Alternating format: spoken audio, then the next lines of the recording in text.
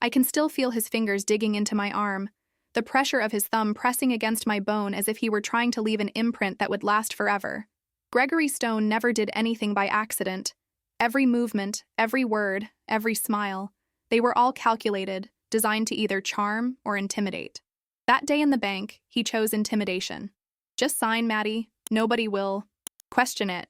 His voice was low, almost gentle, but I knew the threat beneath the softness. I'd learned to recognize it over the past 2 years. The private office in the San Francisco Financial District Bank gleamed with polished wood and glass. Outside, through the floor-to-ceiling windows, I could see people going about their normal Tuesday morning. Tellers counting cash, clients waiting in, lined security guards scanning the room. Everything looked so ordinary, so safe. No one could see what was happening inside our little glass cage. I can't sign this, Gregory. My voice wavered more than I wanted it to. These numbers, they're not right. The client's funds shouldn't be moved to this account. His smile tightened, a flicker of annoyance crossing his face before he composed himself. Gregory was tall, impeccably dressed in a charcoal Tom Ford suit, his salt and pepper hair styled to project authority and success. At 48, he was the youngest senior partner at Stone & Whitman Capital, and he never let anyone forget it. "Madison," he said, using my full name as he always did when he was losing patience. "We've been through this. The client will thank us later. The market shift we know is coming will vindicate everything." His fingers tightened around my arm, and he leaned closer, his cologne overwhelming.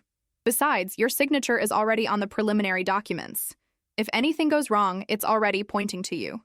The truth of what he was saying made my stomach lurch. For months, Gregory had been pushing me to make small adjustments to reports, to move decimal points in presentations, to reframe results for clients. Each time my name ended up on the documents. Each time he assured me it was standard practice, that I was being paranoid, that this was how people succeeded in finance. "You want to succeed, don't you, Maddie?" he'd ask with that smile that never reached his eyes. I did want to succeed. After graduating top of my class from Berkeley, I'd fought my way into this position at one of San Francisco's most prestigious financial firms. I was 29, one of the few women in our department, and constantly trying to prove I belonged. Gregory had noticed me, or so I thought, taken me under his wing, praised my work in ways that made me glow with pride, until the praise came with conditions. Harold Chen, the bank manager, glanced our way through the glass. I'd known Harold for years. He handled many of our firm's transactions, and we'd built a friendly professional relationship. Today, he'd greeted us politely but seemed distracted, his usually warm demeanor replaced with something more cautious. "The paperwork needs to be processed today, Maddie." Gregory slid the contracts closer to me, his Mont Blanc pen extended like a weapon. "Sign here, here, and initial here." I stared at the documents. If I signed them, I'd be authorizing the transfer of nearly $2 million from one of our biggest clients' accounts into an offshore holding company that Gregory had conveniently forgotten to mention in any official meetings.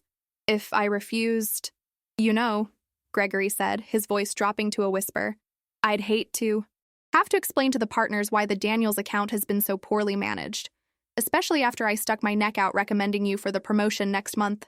The promotion. The carrot he'd been dangling in front of me for almost a year now.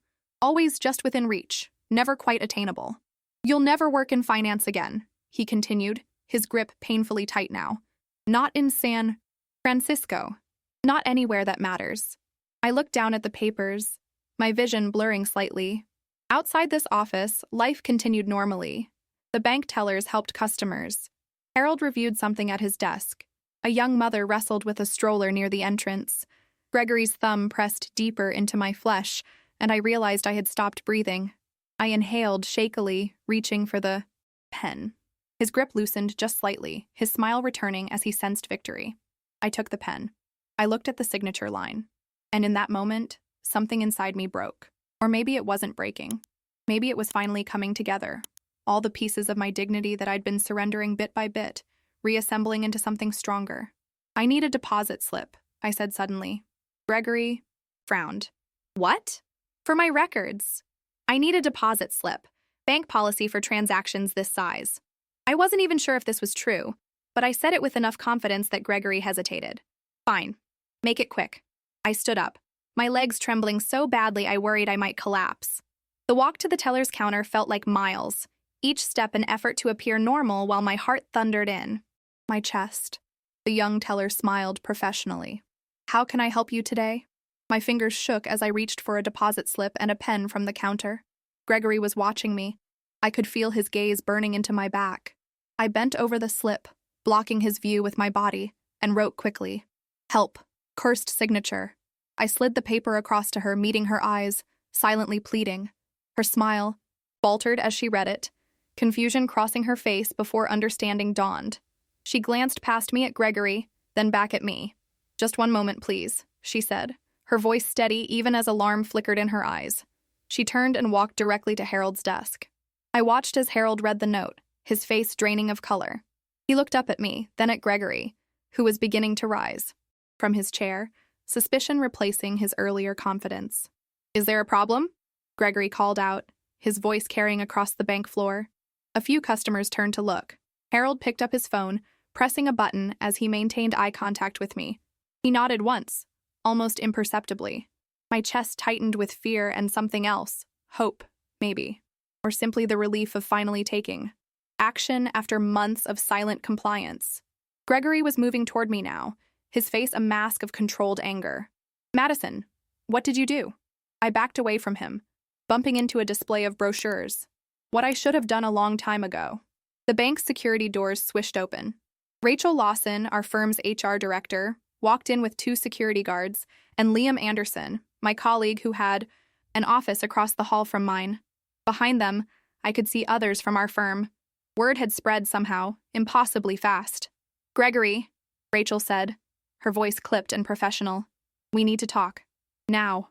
Gregory's face transformed, the anger replaced by his charming public smile. "Rachel, what brings you here?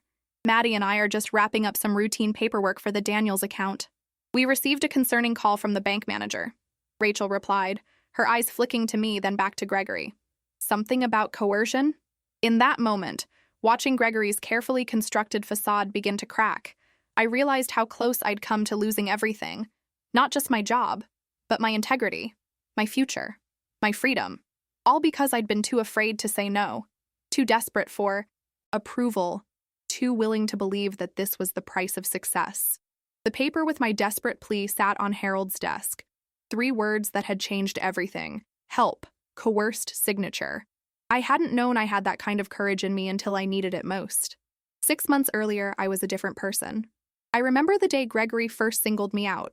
It was during the quarterly review meeting, and I'd prepared a detailed analysis of market trends affecting our tech industry clients. "This is exceptional work," Gregory had announced to the room, holding up my report. "Madison Collins is exactly the kind of analyst we need more of at Stone & Whitman." I'd blushed with pride, unused to such public acknowledgement. After the meeting, Gregory had invited me to coffee in the sleek kitchen area of our office with its panoramic views of the San Francisco Bay. "You have potential, Maddie," he'd said, leaning against the counter. "Real potential. Not like some of these other kids we hire who just want to collect a paycheck." "Thank you, sir," I'd replied, still formal, still intimidated by his position and reputation. He'd laughed. "Gregory, please, I think you've earned that." That was the beginning. Small privileges followed. Being included in meetings with senior partners, receiving advance notice about important client developments, occasionally being asked to stay late to work on special projects that supposedly showcased my talents. I told myself I was lucky. I told myself I was being mentored by one of the best in the business. I ignored the whispers from other junior analysts, the sidelong glances, the subtle warnings. "Stone's got a new favorite," I overheard someone say in the break room one day. "Poor Maddie. She has no idea what she's in for." But I thought I did know. I thought I was being recognized for my intelligence, my work ethic, my dedication. I thought I was special. The first real warning sign came 3 months in. Gregory asked me to adjust some projections for a presentation to a major client. "These numbers are too conservative," he said, pointing to my careful analysis. "The client wants optimism, Maddie. They want to believe their investment will yield spectacular returns. But our models don't support those kinds of projections," I argued. "The data suggests a much more moderate growth curve." Gregory had smiled. That same smile that never reached his eyes. "Sometimes data needs interpretation. Art, not just science." He'd placed his hand on my shoulder. "Trust me on this. I've been doing this a lot longer than you have." I'd made the changes. The client had been thrilled. Gregory had taken me out to celebrate at an exclusive restaurant with views of the Golden Gate Bridge, ordering champagne and toasting to many more successful collaborations. After that, the requests escalated gradually. Tweak this report. Omit that warning. Frame these losses as strategic reallocations. Each time, I compromised a little more of my professional ethics, telling myself it wasn't really wrong, just aggressive. Telling myself everyone did it. Telling myself I couldn't afford to lose this opportunity. The only person who seemed to notice my growing discomfort was Liam Anderson. Liam had been at the firm for 5 years, a quiet, competent analyst who kept to himself mostly.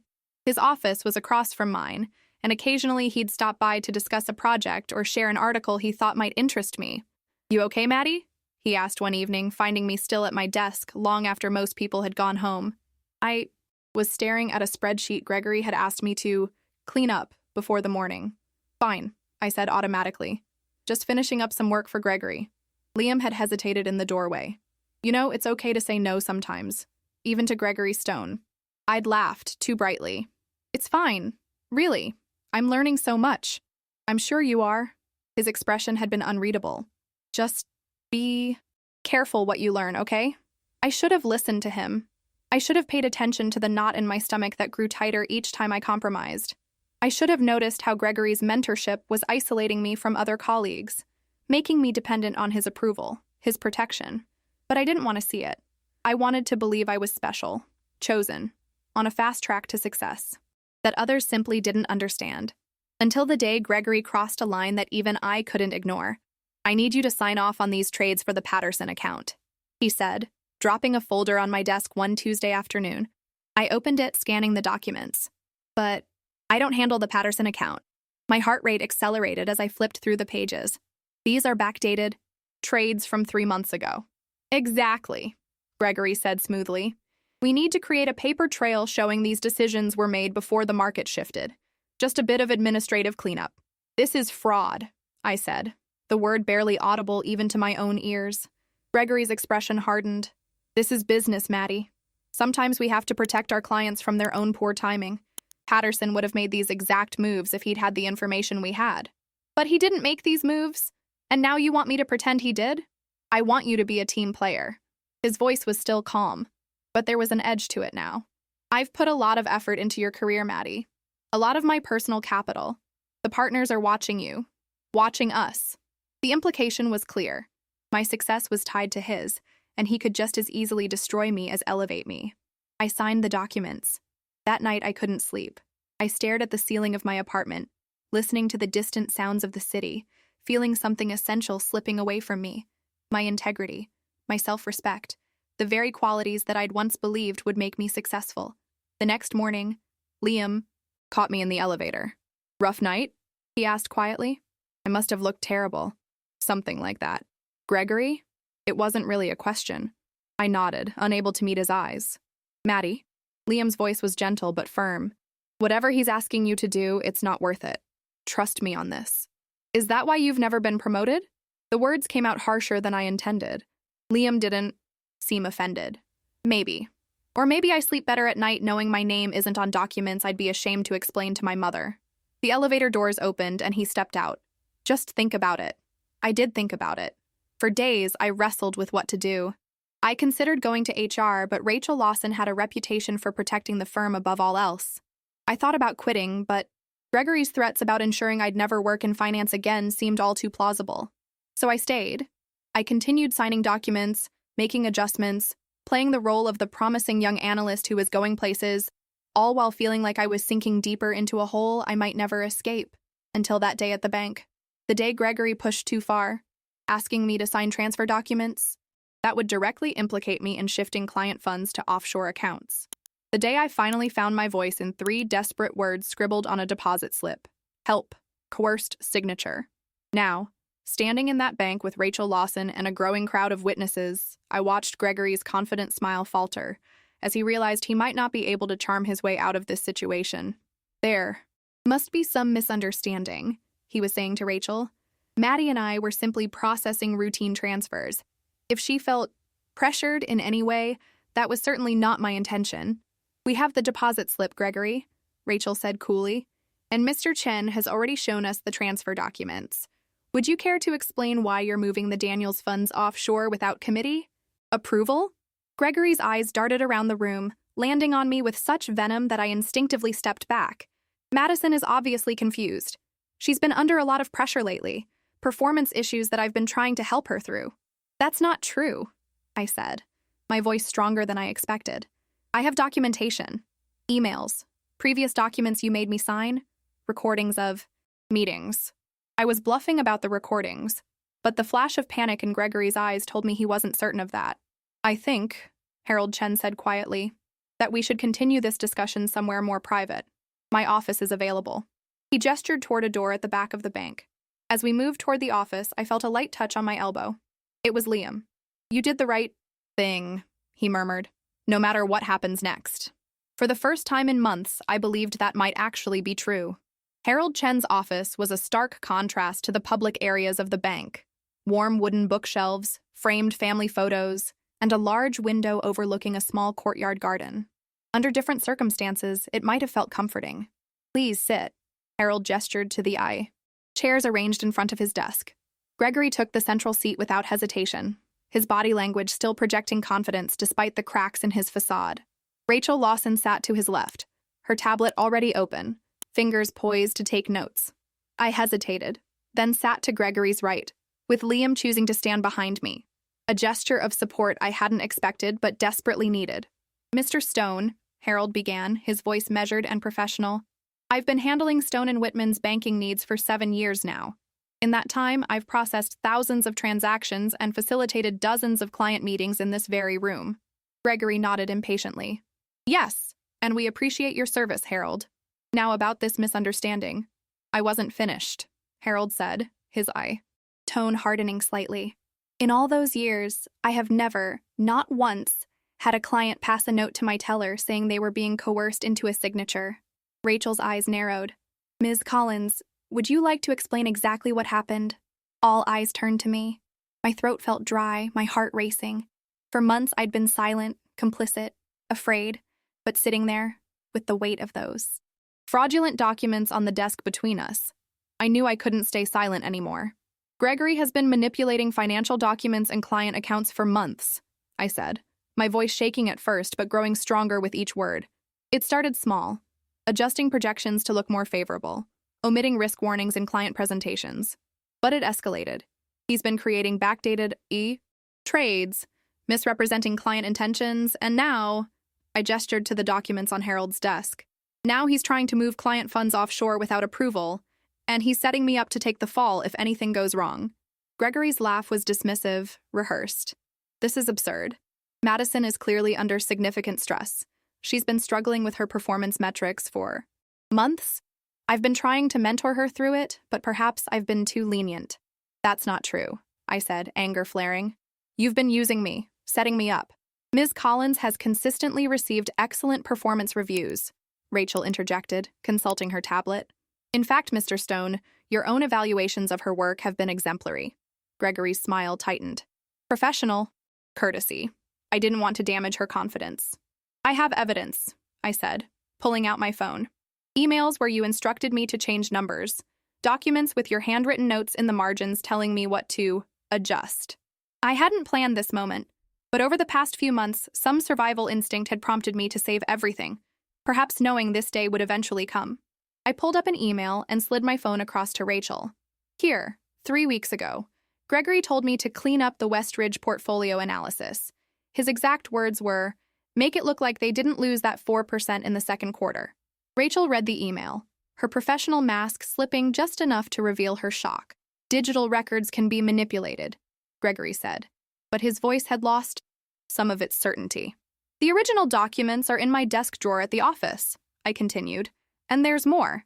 The Patterson account backdated trades, the Roberts Fund misallocations, the Daniels— Enough! Gregory's hand slammed onto the desk, making us all jump. His control was slipping, the careful facade cracking to reveal the rage beneath. This is a witch hunt. You have nothing but your word against mine. And who do you think the partners will believe? The senior executive who's brought in millions, or the desperate little girl trying to save her job? The room fell silent. His words hung in the air. ugly and revealing. I felt a strange calm settle over me as I realized he had just shown everyone exactly who he was. Actually, Liam said from behind me, speaking for the first time since we'd entered the office. She has more than her word. He stepped forward, placing his phone on the desk. I've been documenting Gregory's behavior for the past 6 months, after what happened with Alexis Chen. The name hit the room like a stone dropping into still water. Alexis Chen, a brilliant analyst who had left the firm abruptly last year amid whispers of a nervous breakdown. I'd replaced her on Gregory's team. Who? Gregory said, but his face had paled. My sister, Harold said quietly, his professional demeanor finally breaking. She worked at your firm until last November. She told me some concerning things about her departure, but she was too afraid to come forward officially. He looked at me with new understanding. When I saw your note today, Ms. Collins, it confirmed what I'd suspected. Gregory's eyes darted between all of us, the predator suddenly realizing he was surrounded. This is a conspiracy. You're all colluding against me. Mr. Stone, Rachel said, her voice ice cold. I suggest you stop speaking immediately. The firm will need to conduct a full investigation, and anything you say right now may complicate matters further. Gregory's face contorted with fury. You can't do this to me. I built that department. I brought in half the clients we have. And how many of those clients would stay if they knew what you've been doing with their money? Liam asked quietly. That question seemed to finally penetrate Gregory's armor. His shoulders sagged slightly, the first real crack in his confident posture. I want to file an official complaint, I said, meeting Rachel's eyes. About everything. And I want to cooperate fully with any investigation. Rachel nodded, something like respect flickering across her face. We'll start the process immediately. Mr. Chen, I assume the bank will want to conduct its own review of these transactions? Absolutely, Harold confirmed. And Ms. Collins, we'll need your full statement. About today's incident specifically. As they discussed next steps, I felt Liam's hand on my shoulder, a gentle squeeze of reassurance. For the first time in months, I could breathe freely. The weight of secrets and compromise lifted, replaced by the unfamiliar lightness of truth. Gregory sat silent now, his empire crumbling around him. I'd expected to feel triumph, perhaps even a vindictive satisfaction at his downfall. Instead, I felt only relief, and a quiet determination that no one else would suffer as I had. As we prepared to leave Harold's office to complete the necessary paperwork, Gregory suddenly spoke, his voice eerily calm. You'll regret this, Madison. All of you. You have no idea who you're dealing with. I paused at the door and turned to face him one last time. The man, who had once seemed so powerful, so untouchable, now looked small and desperate. No, Gregory, I said, surprised by the steadiness of my voice. You had no idea who you were dealing with, and that was your mistake. The following weeks passed in a blur of statements, meetings, and investigations. Stone and Whitman Capital placed Gregory on administrative leave pending a full internal review. The firm's senior partners, desperate to contain the potential damage, brought in an external auditing team to examine every transaction Gregory had overseen in the past 3 years. What they found was worse than anyone had expected. I sat across from Thomas Whitman, the firm's founding partner, in his corner office with its panoramic view of the San Francisco skyline. At 72, Whitman retained the sharp intelligence and intimidating presence that had built the firm from nothing 30 years ago. Ms. Collins, he said, removing his reading glasses and rubbing the bridge of his nose. I want to thank you for your courage in coming forward. The extent of Gregory's activities is deeply troubling. Yes, sir, I replied, uncertain what else to say. The past 3 weeks had been exhausting. Endless questions, suspicious glances from colleagues who weren't sure which side to take, and the constant second-guessing of my own decisions. Had I waited too long to speak up? Should I have noticed sooner? Was I still somehow complicit? The external auditors have confirmed systematic irregularities in at least 17 client accounts, Whitman continued. Backdated trades, misrepresented risk assessments, unauthorized fund movements. He shook his head slowly. Gregory was thorough in covering his tracks. Without your testimony and the evidence you and Mr. Anderson provided, we might never have uncovered the full scope. I thought of Liam, who had been my unexpected ally through all of this. He'd admitted to me that after what happened with Alexis Chen, he'd started keeping records of Gregory's behavior, waiting for someone brave enough to come forward. I wasn't brave, I'd told him one evening as we worked late, helping the auditors locate specific documents. I was desperate. There's a difference. Sometimes bravery is just desperation with nowhere else to go, he'd replied with a small smile. Now, facing Thomas Whitman, I felt that same mix of desperation and resolve. What happens now? I asked. Whitman sighed heavily.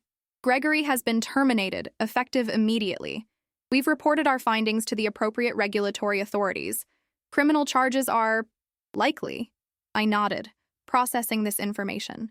Part of me had still expected Gregory to somehow escape consequences, to charm or manipulate his way out as he always had before. And the clients? I asked, thinking of all those people whose trust had been betrayed. We're contacting each affected client individually. Making things right will be costly, but necessary. Whitman's expression hardened. Stone and Whitman has survived for 30 years by maintaining the highest standards of integrity. Gregory's actions have damaged that reputation, but we will rebuild it. There was a moment of silence as he studied me across the desk. I resisted the urge to fidget under his scrutiny. Ms. Collins, I understand you've been offered a position at Meridian Partners. The statement caught me by surprise. How did you? It's a small industry. Word travels. Whitman's expression softened slightly. It's a good firm. Malcolm Meridian is an old friend, actually. He called me yesterday to confirm your references. I hadn't expected news of my job search to reach Whitman so quickly. After everything that had happened, I'd decided I needed a fresh start somewhere without the shadow of Gregory Stone, or the whispers that would inevitably follow this scandal. Yes, sir. They made an offer yesterday. The position at Meridian was similar to my role at Stone and I. Whitman, but with a smaller, more ethically focused firm that specialized in sustainable investments. They'll be lucky to have you, Whitman said, surprising me again. Your integrity in this situation has been remarkable. He leaned forward slightly. However, before you make your final decision, I'd like to make a counteroffer. I blinked. Sir? We need people like you, Ms. Collins. People who will stand up for what's right, even when it's difficult. He pushed a folder across the desk toward me. We're creating a new compliance and ethics division, reporting directly to the executive committee. I'd like you to consider heading it. I stared at the folder, momentarily speechless. But I'm not qualified. I don't have the seniority or the experience for a position like that. You have exactly the qualifications we need, Whitman countered. Integrity, courage, first-hand experience with how these situations develop and what they look like from the inside. He gestured to the folder. Take some time. Think it over. Talk to Malcolm if you need to. He'll understand. As I left Whitman's office, folder clutched in my hand, I felt disoriented. After months of feeling powerless, of being manipulated and threatened, to be suddenly offered a position of authority, one created specifically because of what had happened, was overwhelming. The elevator doors opened, and I found Liam waiting in the lobby, 2 coffee cups in hand. We'd fallen into the habit of debriefing after each meeting with partners or investigators. How did it go with Whitman? He asked, handing me a latte. He offered me a job, I said, still processing it myself. Head of a new compliance and ethics division. Liam's eyebrows shot up. Wow, that's unexpected. And completely deserved. He smiled. What are you going to do? I sipped my coffee, considering the question. I don't know yet. Meridian is solid. A fresh start sounds appealing after everything. We walked out of the building, into the bright San Francisco afternoon, the bay glittering in the distance. You know, Liam said carefully, staying wouldn't mean letting Gregory win. It might actually be the opposite, taking back the space he tried to drive you from. I considered his words. Maybe. I just need some time to think. Of course. He hesitated, then added, Whatever you decide, I'm proud of what you did, Maddie. Not many people would have had that courage. As we parted ways at the corner, I found myself thinking about courage again. About how it wasn't some innate quality you either had or didn't, but a choice you made in critical moments, often without even recognizing it as courage until later. 3 weeks ago, I'd scribbled a desperate plea for help on a bank deposit slip. I hadn't felt brave then, just terrified and out of options. But maybe that was what real courage looked like. Not fearlessness, but action in the face of fear. Not strength, but vulnerability with purpose. That night, I sat on my apartment balcony, watching the city lights flicker on as dusk settled over San Francisco. 2 job offers lay on the table before me, each representing a different path forward. My phone buzzed with a text from an unknown number. When I opened it, my blood ran cold. This isn't over, Madison. Nobody ruins me and walks away. Gregory. Despite everything, the evidence, the investigations, the termination, he was still trying to intimidate me. 6 months ago, that message would have terrified me into silence. Today, I simply took a screenshot, forwarded it to Rachel Lawson in HR and Thomas Whitman, then blocked the number. I looked back at the job offers on the table. Maybe Liam was right. Maybe staying wasn't surrendering to fear. Maybe it was claiming victory. I picked up my phone again and began composing an email accepting Whitman's offer. The new Compliance and Ethics Division wouldn't just be about preventing another Gregory Stone. It would be about creating a culture where people felt safe speaking up before things went so far. As I hit send, I realized something important. I wasn't just surviving anymore. I was rebuilding, not just my career, but myself. 3 months after that day in the bank, I stood before a room full of new analysts at Stone and Whitman Capital, delivering the opening session of our revamped ethics training program. The most dangerous thing about ethical compromises, I told them, scanning their attentive faces, is that they rarely announce themselves as choices that will change your life. They come disguised as small accommodations, practical necessities, or temporary solutions. The training room was bright and modern, with floor-to-ceiling windows overlooking the bay. These 22 fresh graduates, eager, ambitious, and terrifyingly young, reminded me of myself not so long ago. You won't be asked to commit fraud on your first day, I continued. You'll be asked to adjust a projection, to clean up a report, to make something more presentable for a client. A young woman in the front row, dark-haired, serious, reminding me painfully of myself, raised her hand. But isn't there some gray area? Some room for interpretation in how we present data? I smiled, appreciating her question.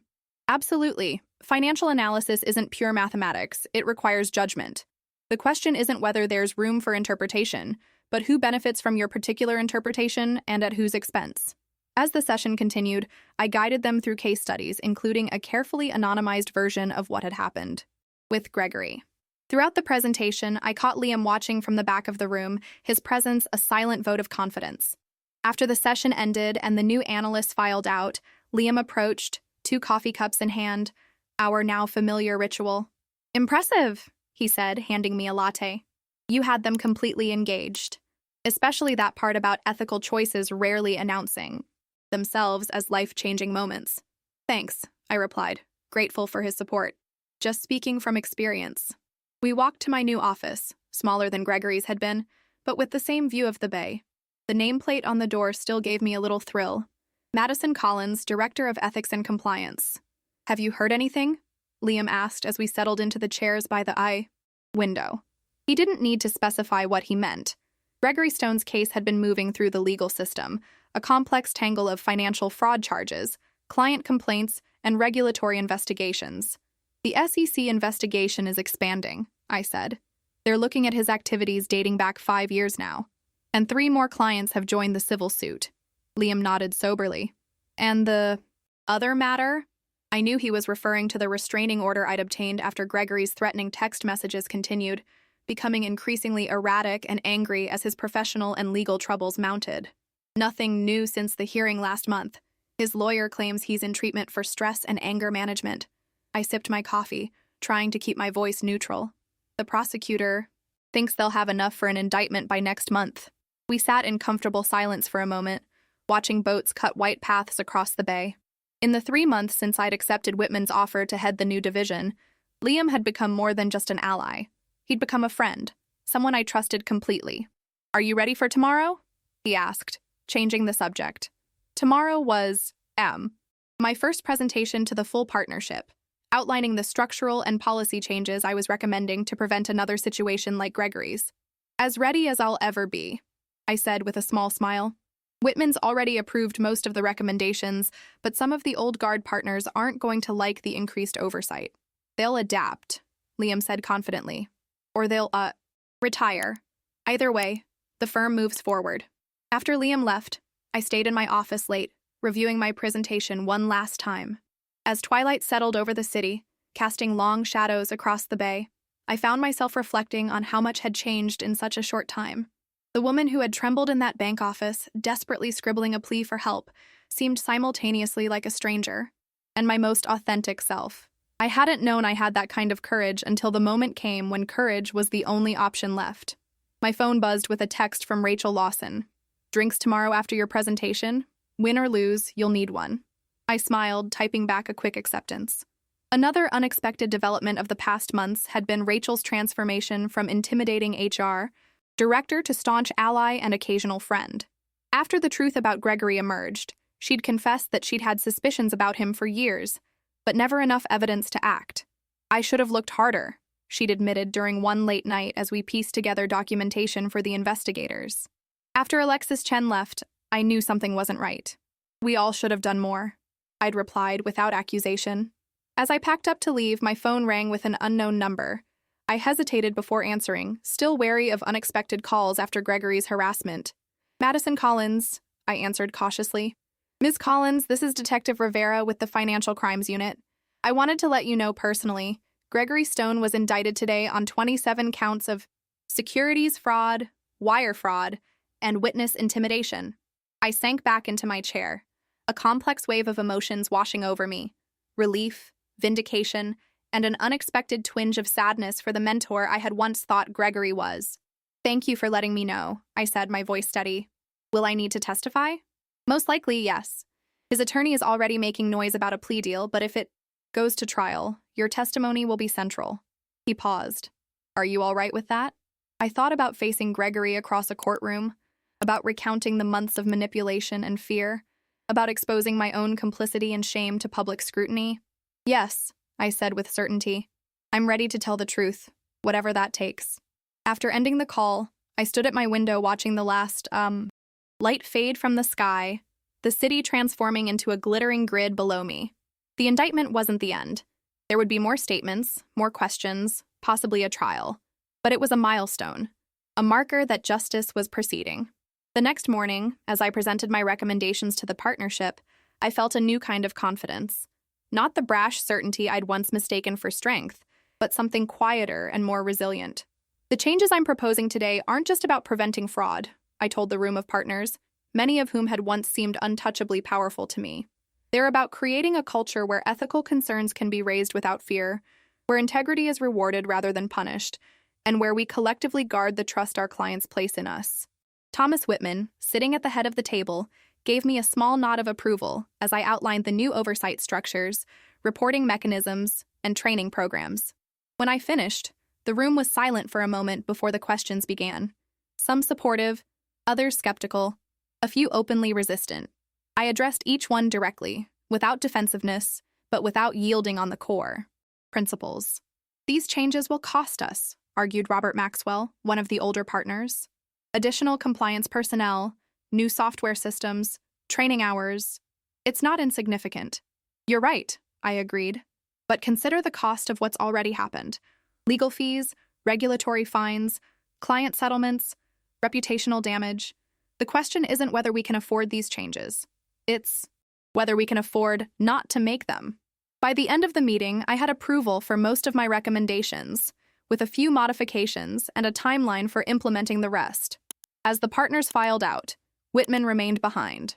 Well done, Ms. Collins, he said, closing his portfolio.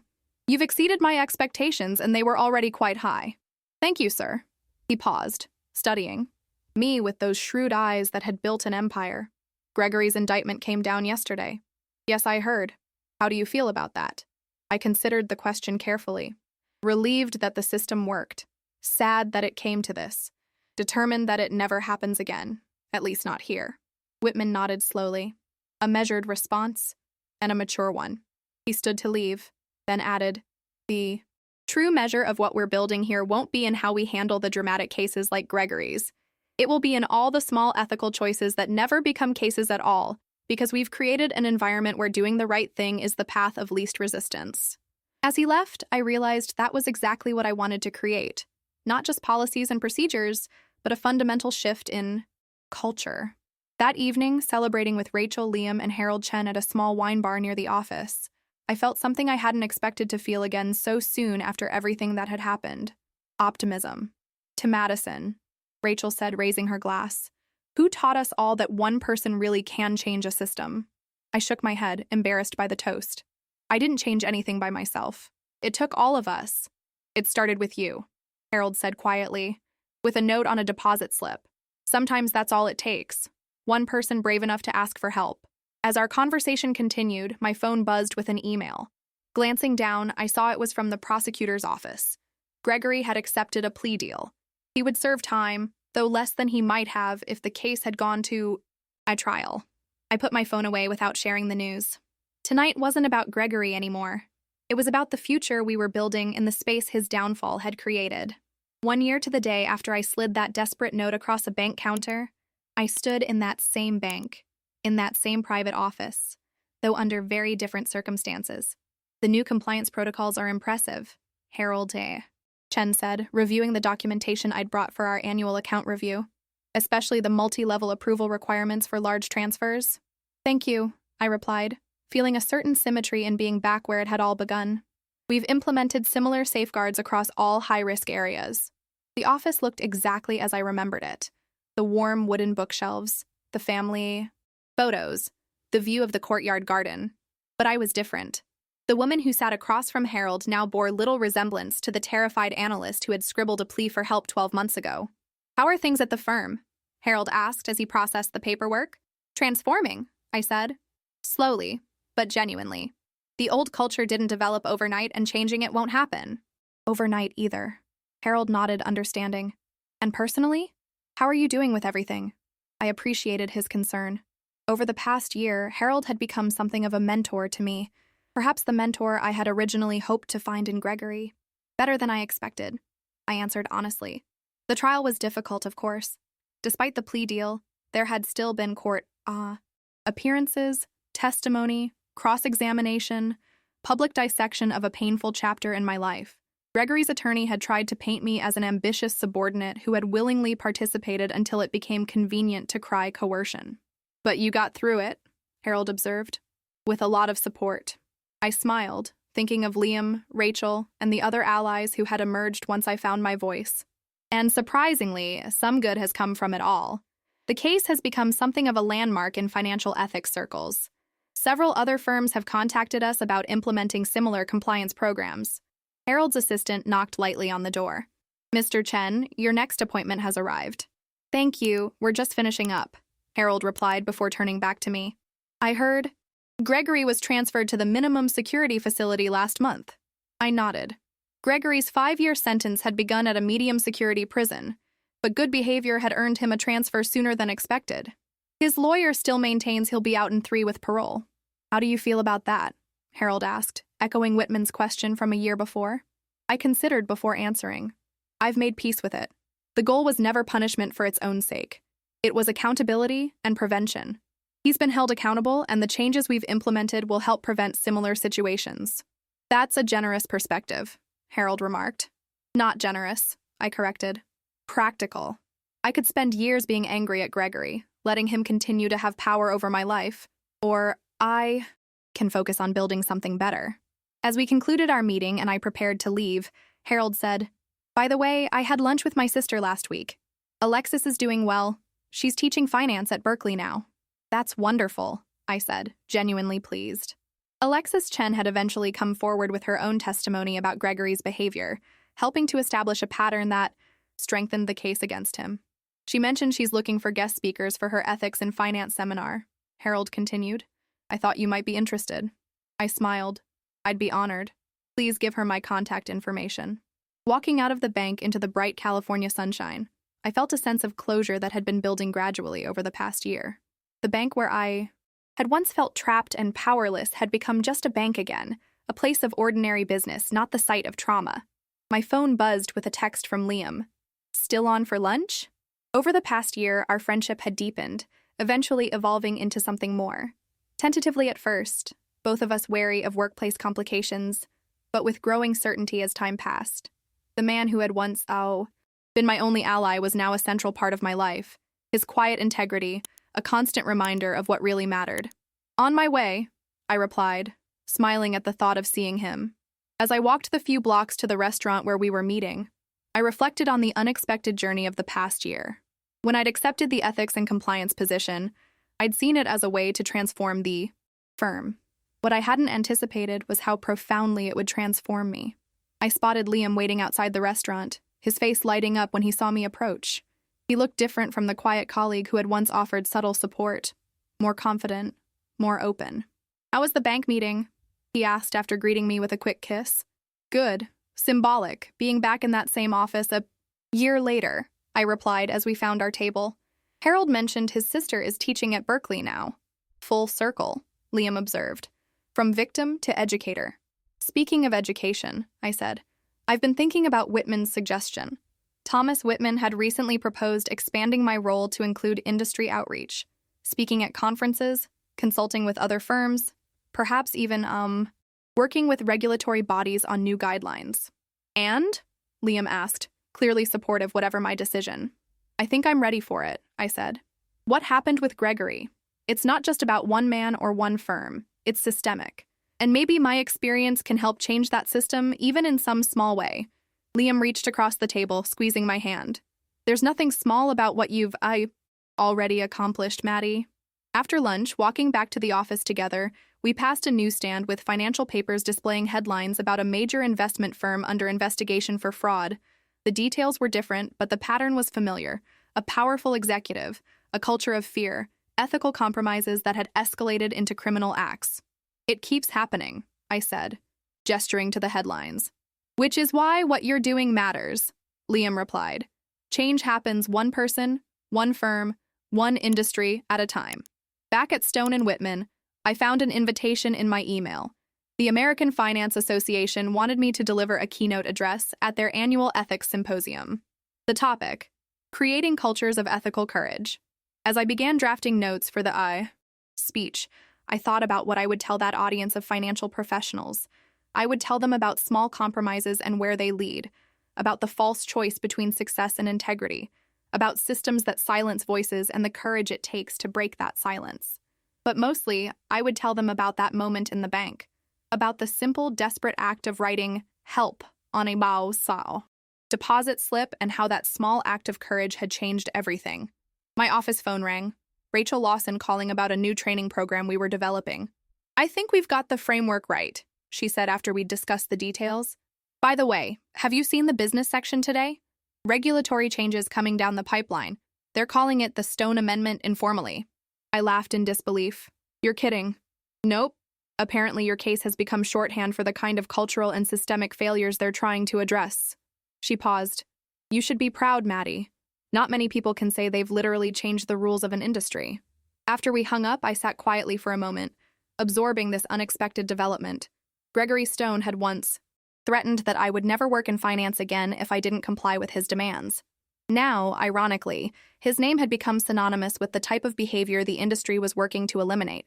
There was a certain poetic justice in that. Not vindictive, not vengeful, but the natural consequence of truth finally coming to light. As the afternoon light slanted through my office windows, painting the bay in golden hues, I opened my desk drawer and took out a small framed note, a replica of that deposit slip with its 3 desperate words. I'd kept it as a reminder of that pivotal moment when fear had transformed into courage.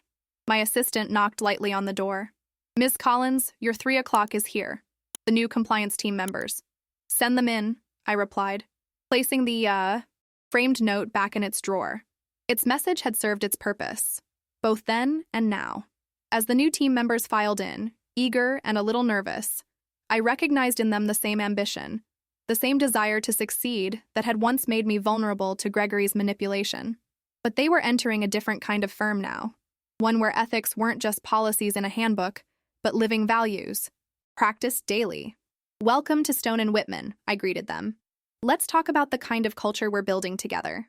2 years after that fateful day in the bank, I stood at a podium in the grand ballroom of the Fairmont, San Francisco, addressing the annual Financial Ethics Leadership Summit. The room was filled with executives, regulators, academics, and journalists, all focused on the industry-wide reforms that had gained momentum in the wake of several high-profile cases, including Gregory's. "Ethical leadership isn't about having all the answers," I told them, scanning the attentive faces. "It's about creating environments where difficult questions can be asked without fear, where raising concerns is rewarded, not punished, where the long-term integrity of our institutions matters more than short-term gains." As I spoke, I spotted familiar faces in the audience. Thomas Whitman, now semi-retired but still influential. Rachel Lawson, recently promoted to Chief Operating Officer. Harold Chen with his sister Alexis, now a respected ethics professor whose curriculum had been adopted by business schools across the country. And Liam, sitting near the front, his quiet pride. Evident in the smile he couldn't quite suppress whenever our eyes met. The most dangerous moments in our professional lives aren't when we face obvious ethical dilemmas, I continued. They're when we tell ourselves that small compromises don't matter, that everyone does it, that this is just how business works. In those moments, we're not just risking our careers or reputations, we're risking our very sense of who we are. After my speech, during the reception, I was approached by a young woman, perhaps 25, with determined eyes that reminded me of myself at that age. "Ms. Collins," she said, extending her hand. "I'm Jessica Winters, from Meridian Partners." I smiled, remembering the job offer I'd nearly accepted 2 years ago. "How is Malcolm these days?" "Still talking about how he lost you to Whitman," she replied with a small laugh. "But actually, that's why I wanted to speak with you. Your work implementing the compliance framework at Stone & Whitman has become something of a blueprint. I'm heading up a similar initiative at Meridian, and I was hoping I could consult with you as we develop our program." "I'd be happy to help," I said sincerely. The work I'd been doing had expanded beyond Stone & Whitman as more firms recognized the need for structural reforms. What had begun as a personal survival strategy had evolved into an industry-wide movement. As Jessica and I exchanged contact information, I noticed a commotion near the entrance to the ballroom. A tall, silver-haired man had entered, causing a ripple of whispers and sideways glances. It took me a moment to recognize him. Gregory Stone. My breath caught. He looked older, thinner, the confident swagger replaced by a more measured demeanor. I hadn't seen him since his sentencing 2 years earlier. He'd been released on parole 3 months ago, after serving just over 2 years of his 5-year sentence. Good behavior and cooperation with ongoing investigations had earned him an early release.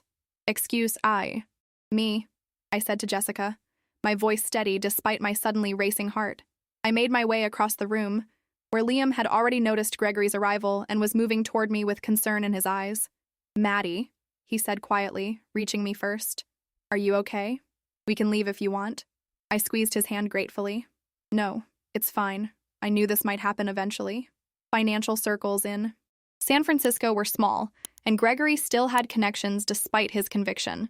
Someone had apparently thought his perspective valuable enough to include him in this gathering of industry leaders focused on ethics reform, perhaps as a cautionary example, perhaps for more cynical reasons. "Ms. Collins." Gregory's voice came from behind me, still carrying that smooth, practiced charm, though subdued now. I turned to face him.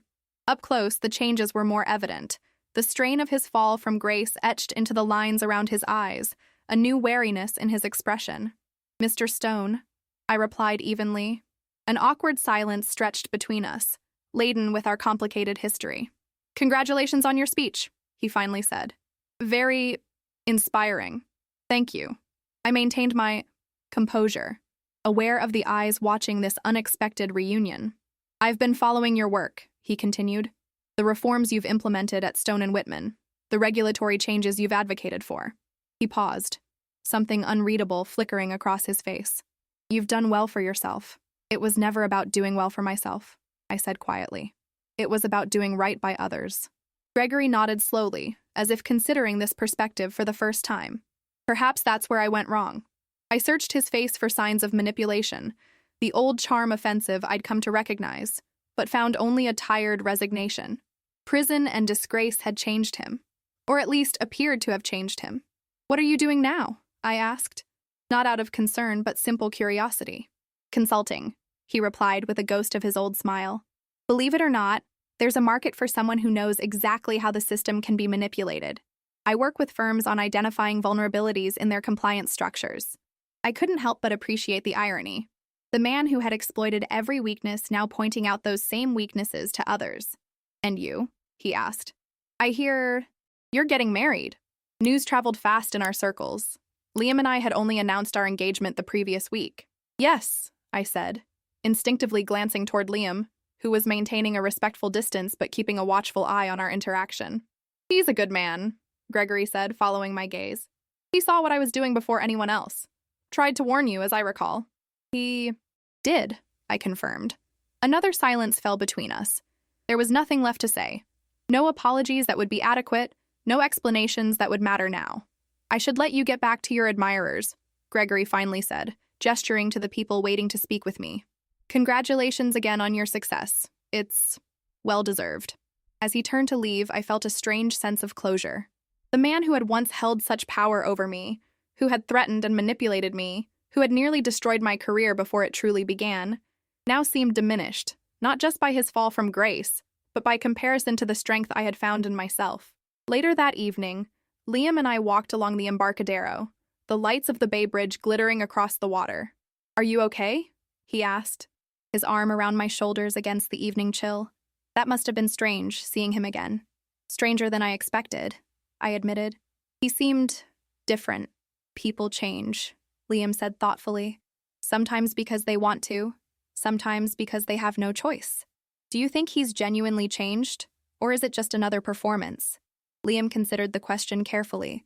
I don't know. And honestly, it doesn't matter. What matters is that you've changed, grown stronger, more confident. You don't need his redemption story to complete yours. I nodded, letting his words sink in. He was right. My journey had never been about Gregory. It had been about finding my own voice, my own strength. We stopped at a bench overlooking the bay, the same spot where Liam had proposed, the week before. The ring on my finger caught the moonlight as I reached for his hand. "I've been thinking about the future," I said. "About what comes next." "And?" Liam prompted gently. "I want to expand our work beyond just the finance industry," I said. The ideas that had been forming for months finally crystallizing. The same patterns exist in tech, in healthcare, in academia. Powerful people, exploiting systems to silence those beneath them. Liam smiled. "You're thinking bigger." "Why not?" I challenged. "What happened to me wasn't unique to finance. The problems are systemic, crossing industries and institutions. So, what are you proposing?" I turned to face him fully. "I want to start a consulting firm specializing in ethical workplace structures and whistleblower protection, drawing on our experience, but applied more broadly." Liam's eyes lit up with interest. "Our experience? If you're interested," I added quickly. "I know you've been happy with the changes at Stone and Whitman, but—" "I'm in," he said without hesitation. "Completely in." I laughed, relieved and excited. "You didn't even let me finish my pitch." "I don't need to," he replied, pulling me closer. "I believe in you. I believe in what you're trying to build, and I want to build it with you." As we sat there planning our future, I thought about the journey that had brought me here. From the terrified analyst scribbling a desperate plea for help to the woman now designing systems to ensure others would never feel that same fear. The path hadn't been easy. There had been depositions and testimony, threats and setbacks, moments of doubt and exhaustion, but there had also been allies who became friends, mentors who believed in me, and a strength within myself that I might never have discovered otherwise. Gregory Stone had once represented everything I feared. Power used to intimidate, success built on others' silence, charisma masking corruption. Meeting him again tonight, seeing him, diminished and changed, had only confirmed what I'd already come to understand. True power didn't come from controlling others, but from empowering them. That was the foundation I wanted to build upon, not just in my career, but in my life. 5 years to the day after I slid that note across a bank counter, I stood in the lobby of Collins and Anderson Consultants, welcoming our newest clients.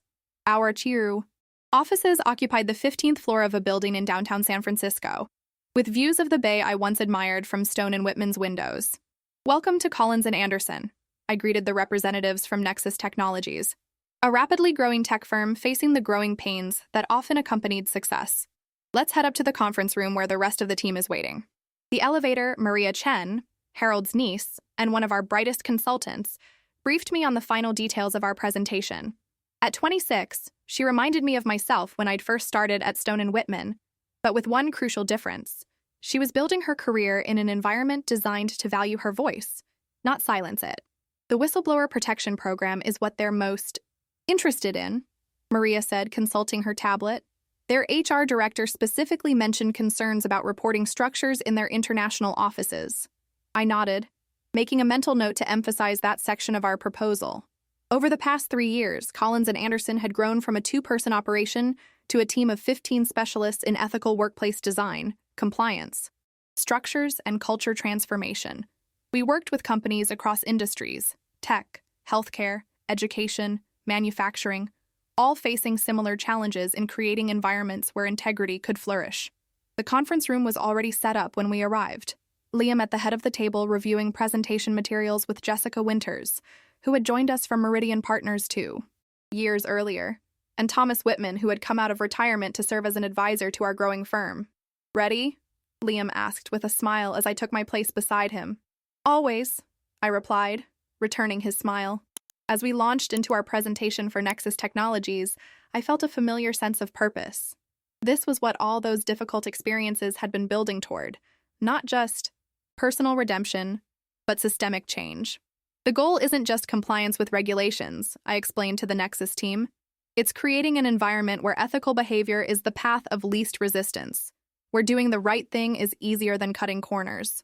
After the presentation, as our team answered technical questions about implementation timelines and metrics, I stepped out briefly to take a call from Rachel Lawson, now CEO of Stone & Whitman Capital, following Thomas Whitman's full retirement. "The regulatory committee has approved the final version of the guidelines," she informed me. "They're calling them the Collins Protocols officially now?" I laughed, still slightly uncomfortable with the recognition. "That's quite an honor." "Well deserved," Rachel insisted. "Your testimony and consulting work shaped those guidelines more than anyone else's."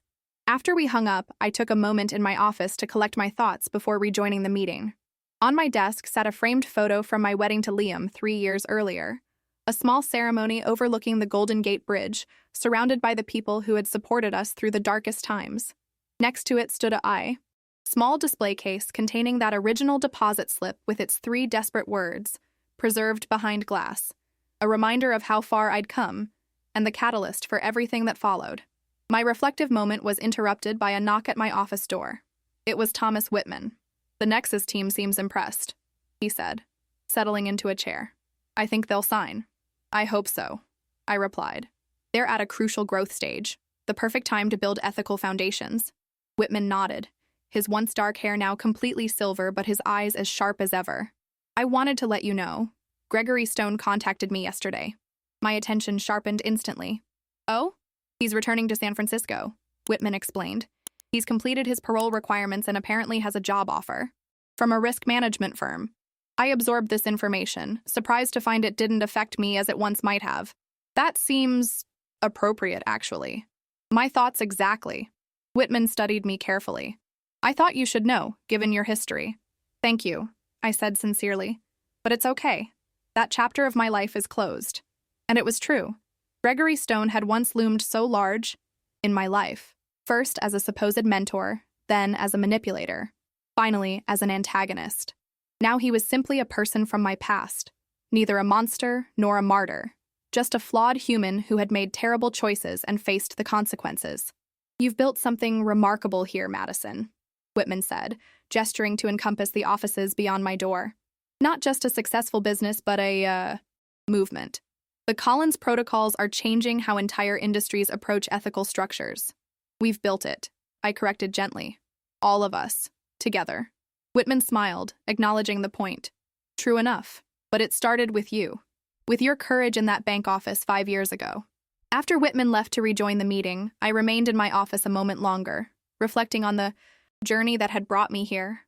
The professional path had been clear enough, from terrified analyst to ethics director to founder of my own consulting firm. But the personal journey had been more profound, from someone who silenced her own voice to someone who helped others find theirs. I picked up the case with the deposit slip, tracing the glass over those 3 desperate words that had changed. Everything, help. Coerced signature. So simple, so terrifying to write in that moment, so powerful in their consequences. When I rejoined the Nexus Technologies team, they were in animated discussion with our staff about implementation timelines. Jessica caught my eye as I entered, giving me a subtle thumbs up. They were going to sign. After the clients left, our team gathered for a brief celebration, a tradition after securing a new partnership. "Another one for the good guys," Maria Chen said, raising her sparkling water in a toast.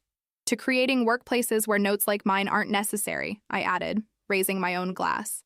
That evening, as Liam and I walked home to our apartment in Pacific Heights, a substantial upgrade from the place I'd lived during my analyst days, We discussed plans for expanding Collins and Anderson to include an international division. The European firms are particularly interested, Liam said as we climbed the hill, the bay spread out before us, especially with the new EU whistleblower protection directives. We'll need to hire specialists in EU regulatory frameworks, I mused, and possibly open a London office. Liam laughed, squeezing my hand, always thinking ahead. Someone has to, I replied with a smile. As we reached our building, my phone buzzed with a text from Alexis Chen. Just heard about the Collins protocols. Congratulations. Using them as a case study in my advanced ethics seminar next semester. I showed the message to Liam, who smiled proudly.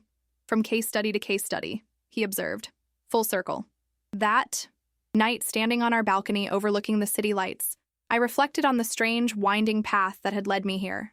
5 years ago, I had been trapped in a glass office, Gregory's grip on my arm, facing what seemed like an impossible choice between my career and my integrity. In that moment of desperation, I'd found a courage I didn't know I had, a small act of defiance that had rippled outward, changing not just my life but the lives of countless others through the reforms that followed. What are you thinking about? Liam asked, joining me on the balcony with 2 glasses of wine. That day in the bank, I admitted. How different everything might have been if I'd just signed those papers. Liam considered this. You wouldn't be you, he said finally. And that would be about tragedy. I smiled, taking the glass he offered. Sometimes I think about that version of me, the one who gave in, where she would be now. Still trapped, Liam said with certainty. Maybe not in that bank office, but somewhere else, in some other way. He was right.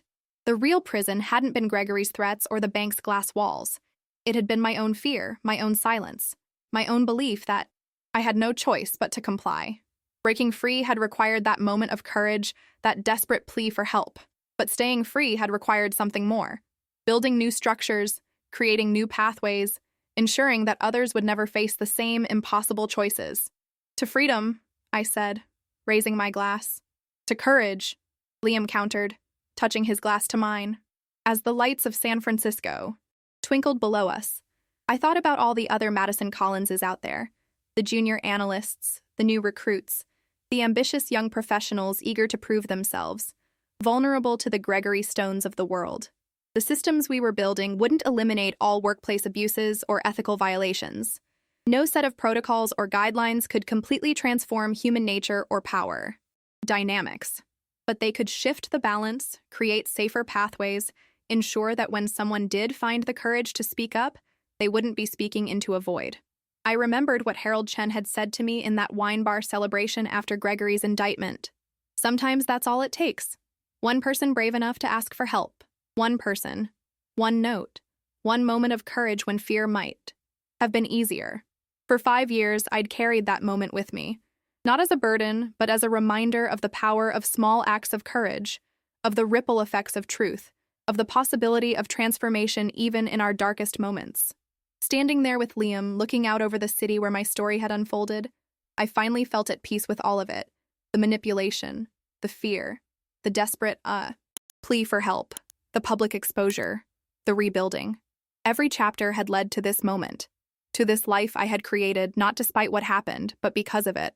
I wasn't just a survivor of Gregory Stone's manipulation. I was the architect of a new way forward. For myself, for my industry, and for all those who would come after me. That deposit slip with its 3 desperate words had once been a plea for rescue. Now it was something else entirely. A foundation stone for the life and work I had built.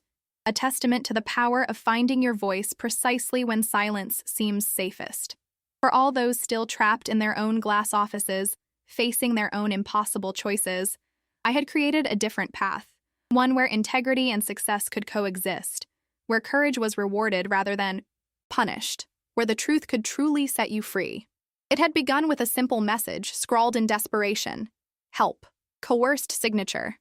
But it had become something far more powerful. A life reclaimed, a system transformed, a future reimagined. And for that, I was profoundly grateful.